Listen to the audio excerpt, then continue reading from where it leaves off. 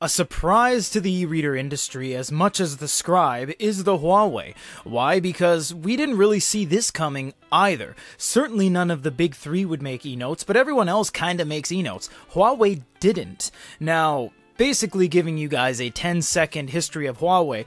Huawei is a Chinese company that does smartphones and tablets and stuff. In fact, they were en route to becoming the biggest cell phone company in the world, but all this political stuff got in the way, and now they are very hard to even sell on some online marketplaces. Some places won't even let you list them. So that's a little bit of a downside, but all of that political stuff aside, these two are 10.3s, 10.2 inch devices, and they both have a beautiful kind of layout, a beautiful design. They're different in their own respective ways, so let's get into it. But the first thing we got to do is start with the pens. Amazon surprised us all and released two pens, both of which are fairly nice. They are using Wacom, they are using the standard tip. They have a button on the side that you can key map to doing different things, like highlighter, like sticky note, like eraser, and the premium pen has a soft push down eraser and a little logo on the side. This pen, for the Huawei, they missed the mark by a football field. This pen is very frustrating. The tips are pretty terrible. They're just like writing with an eraser on a piece of glass. It's quite poor. The weight is okay. The looks are fine. It's very standard. It looks like everything else in the industry, from an iReader pen to some remarkable pens, but it needs to be connected via Bluetooth and it needs to be charged. So it's very, very frustrating to use, and it's just the worst part of this whole unit. And with it being an e-note, note-taking is half the battle. That's half the reason you've made this unit. So let's dive in. So on the right is the Huawei, and with the M Pencil, you can't use it on the device right out of the gates. On the Amazon, you can. You can even use this as a touch screen connectivity as well. So if you want to do something like touch library, touch home, etc., that's all going to work. That's no problem there. And actually, because this is Wacom, you can use any other pen in the industry. Mitsubishi, Lamy, Stadler, Remarkable, MobiScribe, King Jim, Onyx, MeBook. The list goes on. You can use any pen because this is just a Wacom screen. It has great pressure sensitivity. It has the standard tips. You can get a Stadler tip, which is a little more spongy. You don't have to charge it. You don't have to replace batteries, anything. This pen doesn't work at all on anything. What you have to do is snap it to the side, and once you do that, it's going to come up with a little notification that says Bluetooth will be enabled. That means you have to use Bluetooth, and Bluetooth needs to be on the entire time in order for you to use this. And it's only at 21%, which means that when you run out of batteries, you can't use the pen.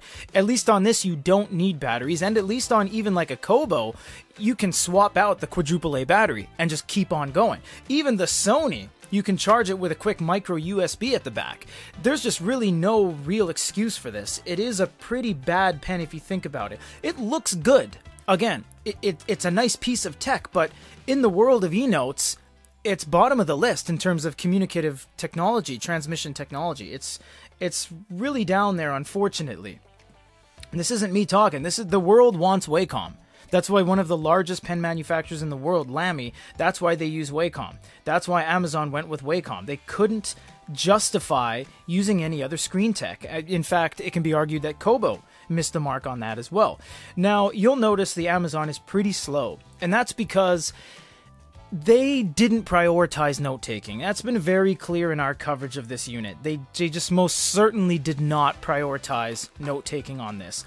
The Huawei did. They did, and we can see a very strong difference.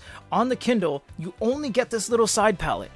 That's it. Granted, this can be solved with software, but out of the box, you get pen, you can press the button and make a highlight, or you can erase it with the back, and you can choose the highlighter, and then choose touch, which I guess if you're wearing gloves, you can go like that and still touch the screen, and you can move it around. And I get that. That's really the only use case we can see, and one of our users pointed that out to us. And you get undo and redo, and then move to the right side. That's it. There's no text input. There's no layers. There's no multiple pens. There's no colors. There's no shades. There's nothing. Only, arguably, you can get a shade from the highlighter, but that's just a highlighter.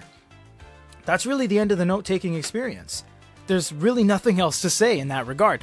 And you can't even take notes on PDFs that you sideload onto here.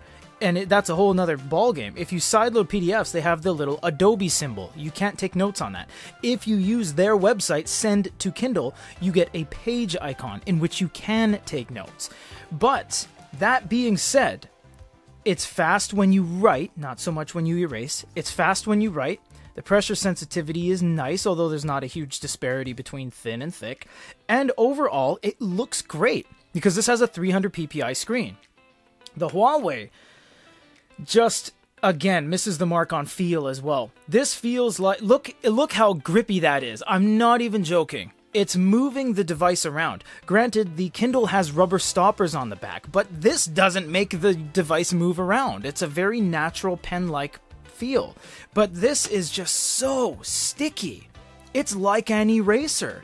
Any way you swing it, it's just such a sticky experience. And when you glide it, it's so sticky as well. You don't get any feedback. You don't get that nice gritty feedback like you're drawing on sandpaper or you're drawing with a nice graphite pencil. This is just you're drawing with a piece of rubber conical plastic on a glass screen. And that's really what it is. It's fast. It looks good. Not as good as that. Not as clear putting these next to each other. You can choose ball pen, and you can actually double tap on the side to trigger the eraser. And that's just an instant thing. Of course, the eraser is just as slow as the Amazon. It takes forever to clear the page. And you can double tap it, much like the Apple Pencil, to get back to that. So that's cool. That's really nice that they allow you to do that. You know, you get pencil, you get marker, and the marker is actually really fast, although it doesn't... It has to render because it has to create its opacity. But yeah, the pencil is definitely an absolute miss for this unit. And you might be saying, well, why are you guys focusing so much on the negative of the pencil? There's so many negatives surrounding it.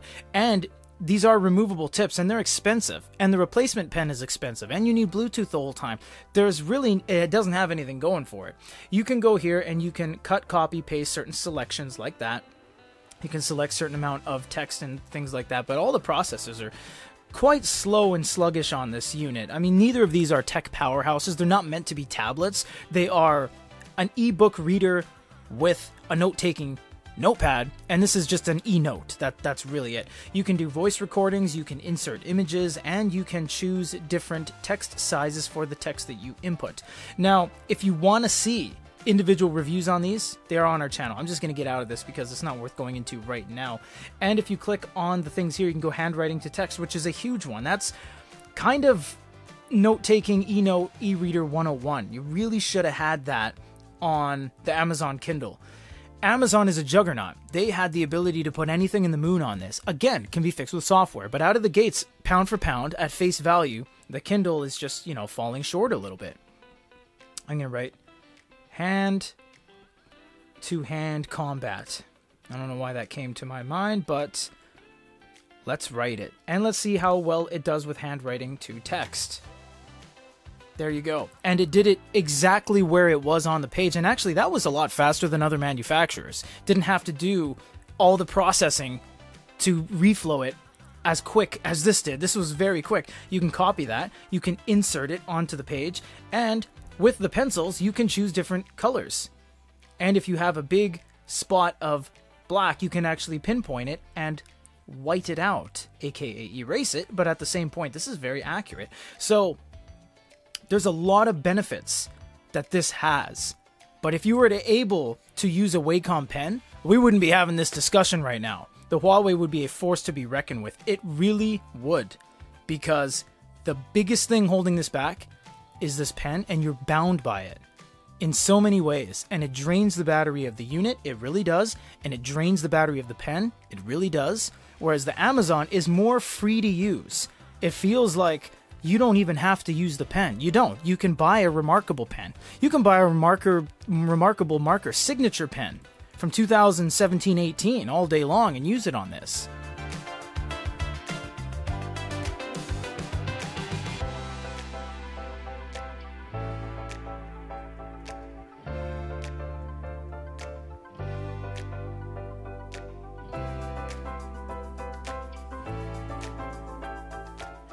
Note-taking is the main thing people want to see, so we started with that, but both of these are capable units outside of that as well. But the Amazon has the Huawei Beat 3 ways towards Sunday. It's just not even close. The Amazon is a more refined overall unit. Note-taking aside, which is a barren wasteland, this thing has the largest ecosystem, the best compatibility with downloading your books and manga and graphic novels and magazines and editorials, audiobooks, anything across the board. It's so solid, and their bookstore is fantastic. If we go over to the store on here, it's going to update the store experience and dive into it. Now, the bookstore is going to be what your device is registered to. But on the Huawei, the bookstore is going to be where you are. Both of these are registered in English and to the USA. English and USA. This is accessing the Amazon.com English store. This is accessing the Huawei Japanese bookstore. You can see right here, we're in the same world. If I change this to Japanese language in Japan, it will access the Japanese store. So you can do that from most corners of the globe. So you have to keep that in mind. But when it compares, I don't know the overall count of Huawei's bookstore, but Amazon is on record for being the largest selection of books and overall things you can download, things you can consume. If you click on a book like this one, for example, and like this one, you can see the differences between the purchasing decisions. You can purchase down here. I don't know why that's written in English if it's the Japanese store. You can buy there. You can try a sample. You can download samples on both of these. They both have a decent way to go about it. Now, as you're seeing, we're navigating around these things when it comes to the touch boxes and when it comes to the speed. Again, they're not fast. We're not comparing a Tab Ultra against the Scribe and a Mi Book or a Hi Read or a Boyu against this. That's not what's happening here. These are e-notes first and foremost, and this is kind of an e-note. They're advertising it as such. They made 2 pens, but they prioritize large screen e-reading first and foremost. The Huawei is built a little bit better, I think, when it comes to the OS. I just feel like it's more yours. You have your home, notes, bookshelf, bookstore, and apps. Yes, you do have apps on this as well because it is running Android. No, there's no Google Play out of the box. Whereas on the Amazon, a lot of it's not really yours. Yours is just that. The rest is all bookstore stuff, the store icon, the search icon for the store, all the recommendations, the top charts, sign up for this, learn that, follow this. It really is just a way to get this into your hands so you can start signing up for Amazon Kids and Amazon Unlimited and Prime and all that stuff. Whereas on this, it's really just more yours. You can do what you want. You can go to the App Store on Huawei Gallery and just download applications, APK files directly on your unit. And once you do, you have a bunch of featured apps right there. You can have apps that you've already downloaded. You have WPS Office. You can sideload things in here, Wattpad, English Dictionary. So you have the capability of going beyond it being an ebook reader or an e-note and just doing more things with it. But again, the gestures are hit and miss. It's just a very slow experience on both of these. No, you can't watch movies on either of these. Yes, this has audio built into the bottom. Watch the review on the end roll if you want to see more on that. I think the Huawei's built better from a construction standpoint as well. It has a leather side ledger that wraps around to the back, and it has a little embossed mirror finish Huawei logo. The Amazon isn't built poorly by any means, and they actually get rid of the two-tone on the side and just have a thicker bezel, so that in and of itself is a little bit of a design. But the back is just one flat kind of gunmetal color. They put some rubber stoppers on the back, but in terms of a design standpoint, it's not too artistically built. The corners are rounded, I guess. It's not so squared off, but overall, they just want to pull you into the device, give you the best experience of reading your books as they can, even though they fall short on the note-taking section. And no, you can't scribble on the page. You can make sticky notes and then draw, but you can't actually draw on the ebook, unfortunately. Whereas this is just an overall more of a multimedia experience. But again, it's just one of those things. It really does come down to what you want. If you can get over that pen, which just we here in the Good e-Reader family cannot get over the pen. It was such a weird decision. Then the Huawei's good. If you want a clearer experience and a more dependable brand internationally, Amazon's the way to go. For GoodEReader.com, this is Peter.